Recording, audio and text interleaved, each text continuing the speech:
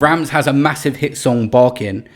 What do you remember of his career and where things kind of went wrong, the curse of a hit song for him? Yeah, Ramz having your first song do that well to the point it's like one of the most streamed UK rap songs ever is crazy. That is more of a curse than it is a gift.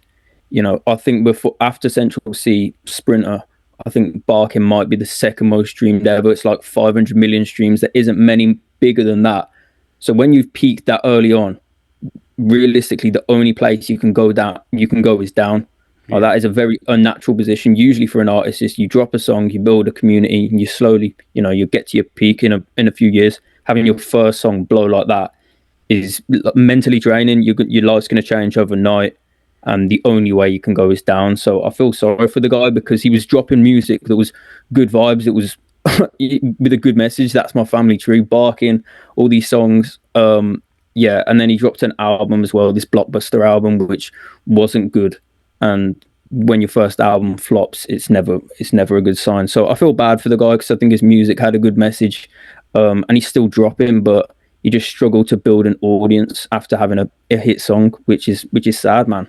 Yeah, and there's been a massive change in platforms in the UK. Grime Daily, Link Up TV, everyone had so much pull. The algorithm now, you can pay to go on the channel. That's changed things as well. Don't get me wrong, them platforms are still amazing and definitely needed in the scene. But what I'm trying to say is they essentially chose what we was listening to. If they wanted to put it on their channel as a GRM premiere or whatever, that was it. And now just good music in general is what will blow up. People are going to find what they want. Yeah, 100%. It's basically GRM and Link Up. The pool they had has essentially gone, and it's shifted to TikTok because those pages are so saturated now to the point where they're posting, I don't know, like 2-3 videos a day for the past 5 years.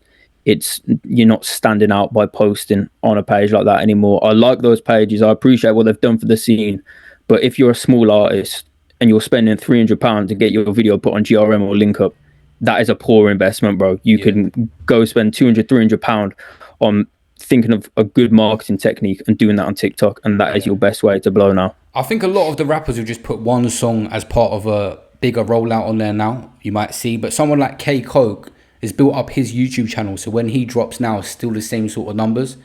There's something about now artists mainly putting their best stuff out on their channel.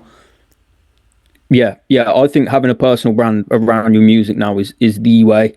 It's the way to build a good audience now is by having high quality shorts and high quality reels and high quality music videos. Like, you can still do, I guess, like 2017, you were having these rappers coming up with like low quality music and putting it on SoundCloud and going viral that way. Now, because the quality of everyone's music's so high and all these people doing shorts on these insanely like professional cameras, if you're there with like a dusty iPhone and you're trying to go viral, I just feel like you're gonna get swiped off, and someone's just gonna move on to the next one. So like people like Karaoke used to do it really well, and that's what, like, if you look at his shorts, even on his YouTube, you go to his YouTube shorts, you go to his TikTok, his reels, they're like engaging.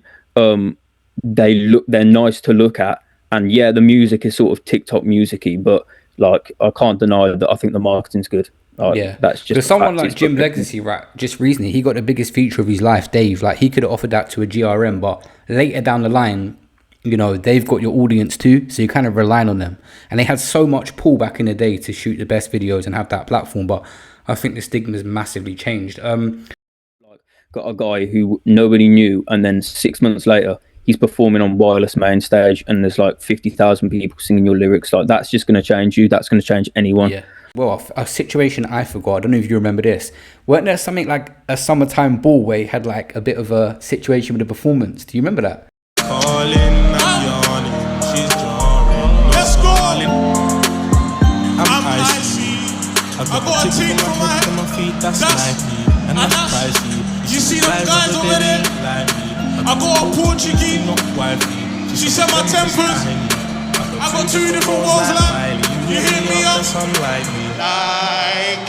I walked in the rain with her.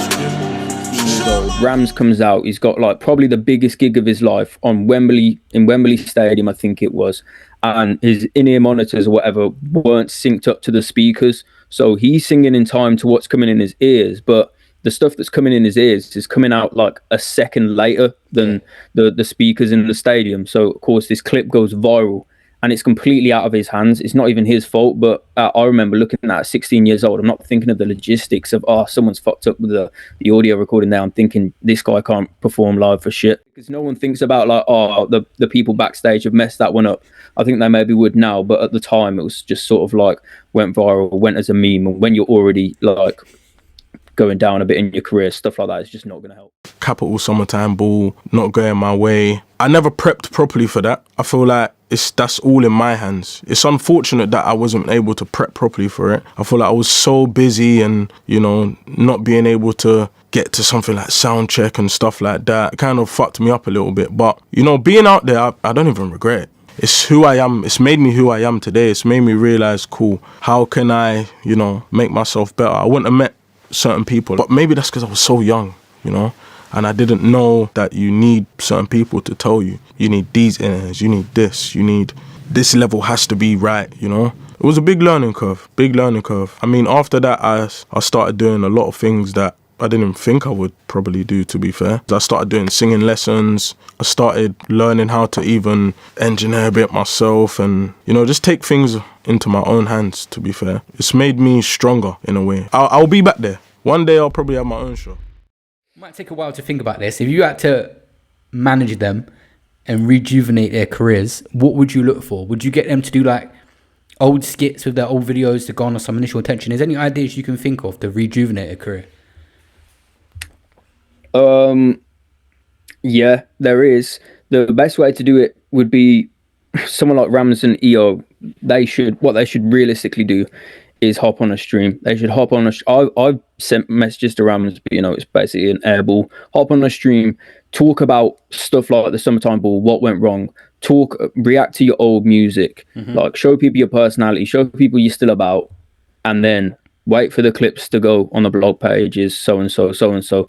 That's all you need. All you need is your name back in the media somehow. You need people to get back, because your music, as I said, isn't interesting enough, because unless you're making some crazy different music, there's always going to be someone making sort of similar music to you. So you just need to be relevant. You need to be in everyone's faces. That's the best way to do it. Getting on the blog pages is that way. So if I was them, that's the first thing I'd do, is prioritize getting on the stream and getting clipped up and get put back in people's minds at the front. Oh shit, yeah, they're still about. Let me go to Spotify and see what they're like, what they're saying. And they dropping music. But I feel like as well, another angle to this conversation is like, we don't even know what their motivations or like where they want to go with their life, because like someone like Ramz could have, off the back of them 1-2 songs, made enough money now. You know, own his house outright. The hunger is another thing. In the music industry, you have to have it in the music. It's different. There's a lot of competition. Yeah, that's what makes people stand out in anything, in whatever industry it is.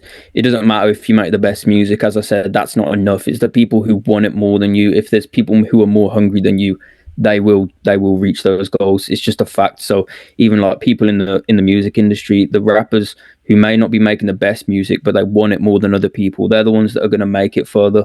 So people like Ramz, I don't know how that song is split. I don't know if someone bought that song like years ago, but you know, you're on 500 million streams. You are pretty much set for a while. Yeah. If you've done good, if you've invested well with your money. And I mean, he must be, clearly, because it looks like he's still making music as like his job. He hasn't gone back to work or anything. So yeah, I think you're right with the hunger. Who cares? Like, maybe he just doesn't care about being a big artist. He's done that. He's been in like the public eye, in the mainstream eye, when he was getting put on all the blog pages for the Capital Summertime Ball, and EO when he was crashing out on Instagram Live. Now, you know, they're sort of set. Maybe they just want a quieter life. They've done the one side, they'll do the other.